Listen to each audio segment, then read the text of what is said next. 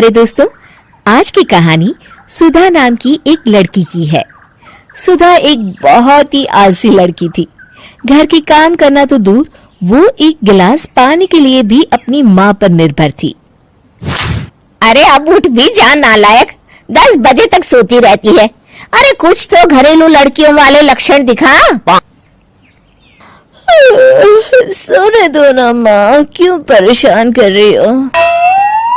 अरे भाग्यवान, क्यों मेरी बिटिया को तंग कर रही हो?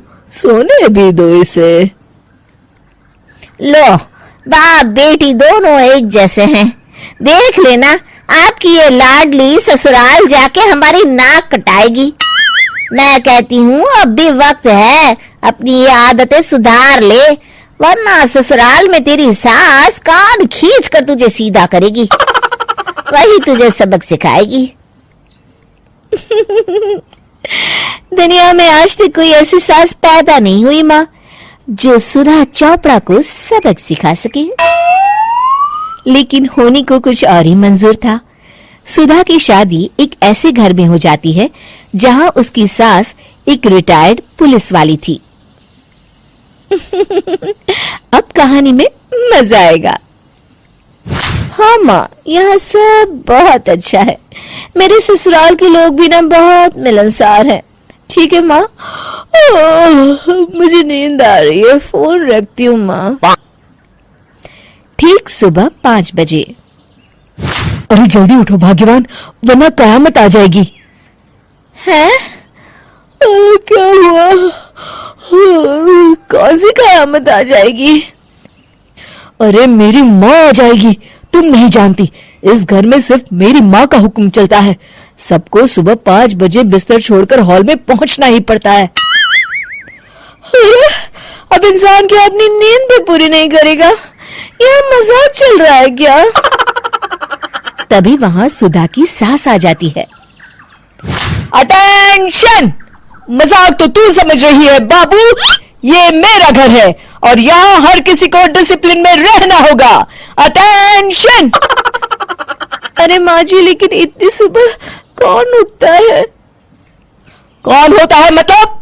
हम सभी उठते हैं, रोज उठते हैं, और अब से तुझे भी उठना पड़ेगा। आखिर मैं पुलिस वाली जो ठहरी। अटेंशन! अरे माँ जी, लेकिन अब तो आप रिटायर हो गई हो ना। तो क्या हुआ?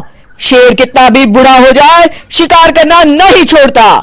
उसी तरह हम पुलिस वाले रिटायर होने के बाद भी अपने अनुशासन में ही जीवन जीते हैं। चलो, अब बेकार की बहस बंद करो और उठकर हॉल में चलो। अभी आधा घंटा तुम सबकी परेड चलेगी।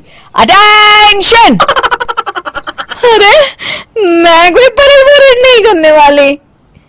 सुधा की सास अपनी बहू का ये बर्ताव देख झल्ला उठती है। गौर से देख, तू कहां और किसके सामने खड़ी है? यहां बात सिर्फ एक बार समझाई जाती है, बस। अटेंशन! इतना कहकर सुधा की सास चली जाती है। अपनी सास का ये रूप देखकर सुधा घबरा जाती है और जल्दी से उठकर बाहर चली जाती है। उस दिन से सुधा की जिंदगी बदल जाती है। हाय, थक गई मैं तो। ये घर है या जेल? कितना काम करना पड़ता है। लाइए दीदी, 2 रोटियां और दीजिए, मुझे बड़ी भूख लगी है। ठहर जा बहू, ये तू क्या कर रही है? मैंने सबके खाने का हिसाब तय कर रखा है। तुम 4 रोटी से ज्यादा नहीं खा सकती और ये मिर्च मसाला भी नहीं चलेगा। मेरी बहुएं एकदम फिट होनी चाहिए। अटेंशन!